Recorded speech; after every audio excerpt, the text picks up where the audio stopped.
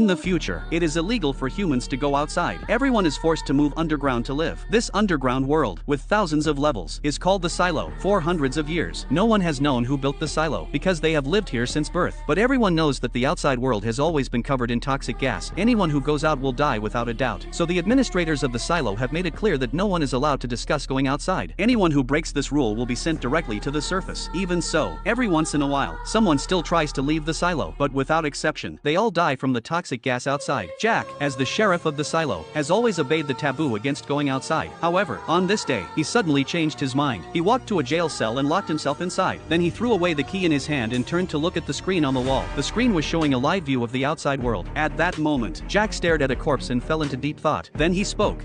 Should have done it 3 years ago. Just then, his colleague John happened to appear. When John learned that Jack wanted to go outside, he broke out in a cold sweat. He urged Jack not to do anything foolish, but Jack firmly said those words anyway. I want to go out.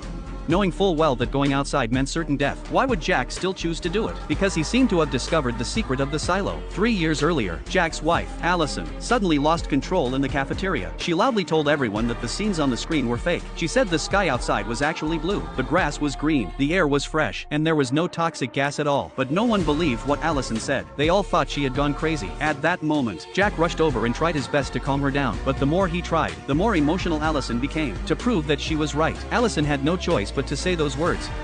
I want to go out!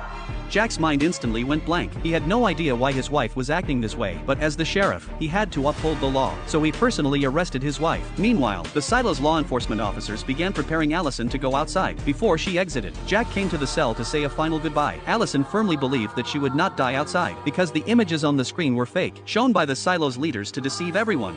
If it's so wonderful outside, why would they not want us to go out?